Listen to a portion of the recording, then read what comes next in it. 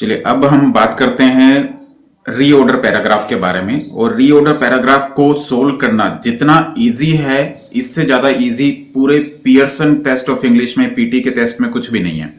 तो अगर मैं पीटी का टेस्ट दे रहा हूं और रीऑर्डर प्रैक्टिस करना चाहता हूं तो आप इस वीडियो को जरूर देखेगा और इस वीडियो को ज्यादा से ज्यादा आगे शेयर भी करें, क्योंकि जो स्ट्रेटेजी मैं आपको बताने वाला हूं वो स्ट्रेटेजी को अगर आप फॉलो करेंगे तो आप पीटी के रीऑर्डर पैराग्राफ को अच्छे से कर पाएंगे। चलिए ज्यादा बात नहीं करते, शुरू करते हैं पीटी के रीऑर्डर पैराग्राफ और समझने के बाद इसको एक ऑर्डर और एक सीक्वेंस का नाम देते हैं।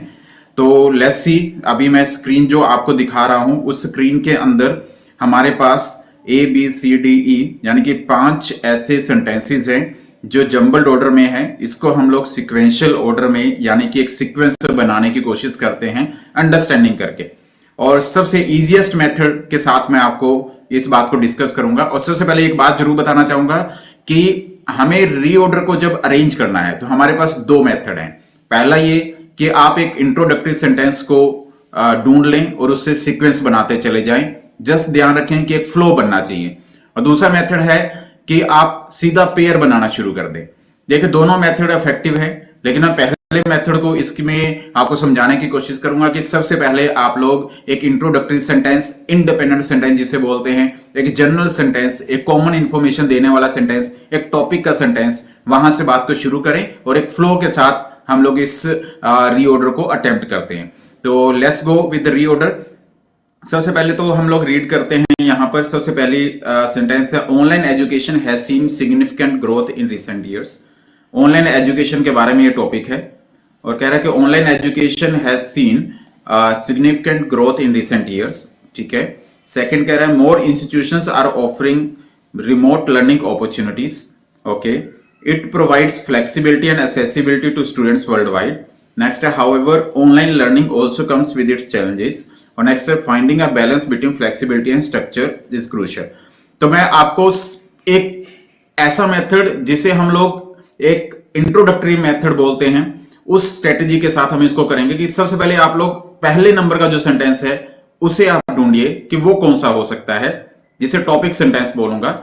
देखिए वो सेंटेंस वो होगा जो टॉपिक को इंट्रोड्यूस करेगा, वो सेंटेंस वो होगा जो जनरल इंफॉर्मेशन देगा, पहला सेंटेंस वो होगा जो कॉमन इंफॉर्मेशन देगा।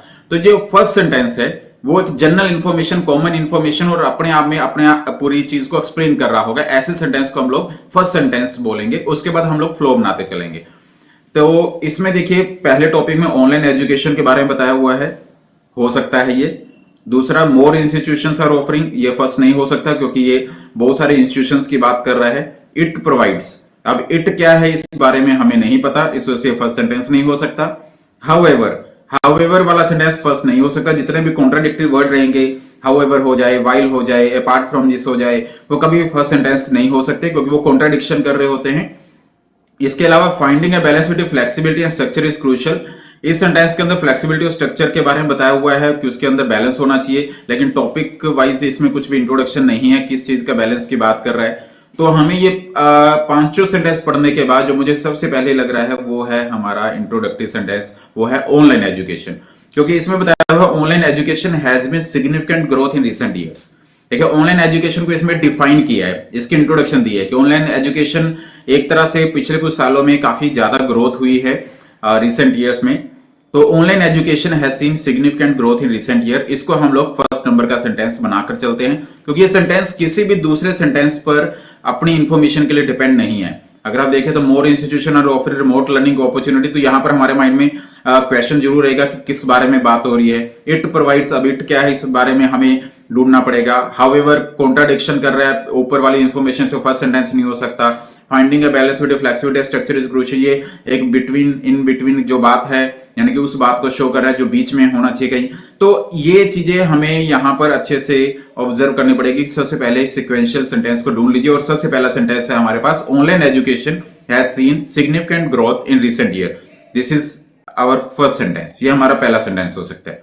अब इसको फॉलो कौन सा करेगा, हम इसी को फॉलो करते हुए सिक्वेंशियल मेथड से इसको अरेंज करते हैं। Online education has seen significant growth in recent years.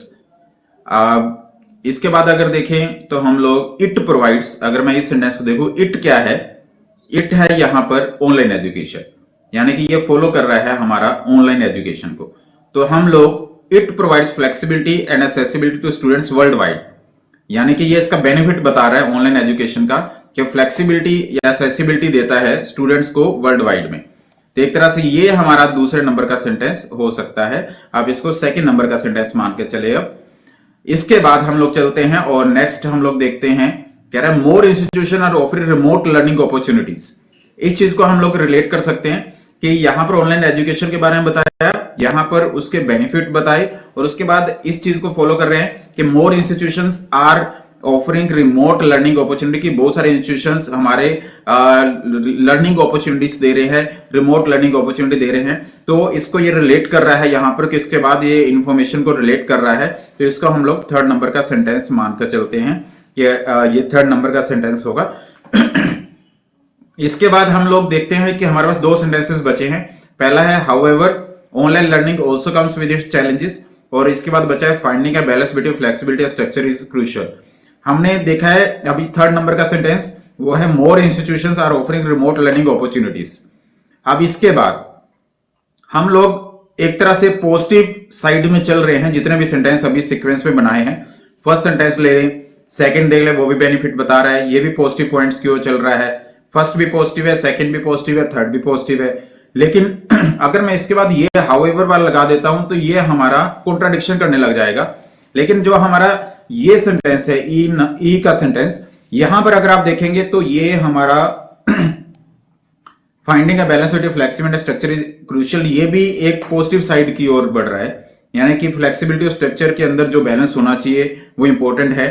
तो ये भी एक पॉजिटिव पॉइंट हो रहा है, और पॉजिटिव पॉइंट हो रहा है तो सभी पॉजिटिव चल रहे हैं, तो हम लोग इसको भी पॉजिटिव बना के चलते हैं। तो इसको ही हम लोग फोर्थ नंबर का सेंटेंस लेते हैं, क्योंकि लास्ट नंबर का जो सेंटेंस है वो ऑनलाइन एजुकेशन के सामने जो चैलेंजेस आएंगे उस चीज को इशारा कर रहा है, यानी कि एक तरह से हाउएवर जो ऊपर वाले पॉजिटिव पॉइंट्स थे, ये पॉजिटिव था, ये पॉजिटिव था, ये पॉजिटिव था, ये भी पॉजिटिव था, इसको हमने अरेंज करने के बाद अब जो लास्ट सेंटेंस मैंने इससे बनाया, क्योंकि इसमें ऑनलाइन लर्निंग के नेगेटिव साइड्स को बताना चाह रहा है कि उसको चैलेंजेस फेस करने पड़ेंगे, इस वजह से इसको हम लोग फिफ्थ नंबर का सेंटेंस बनाकर चलते हैं।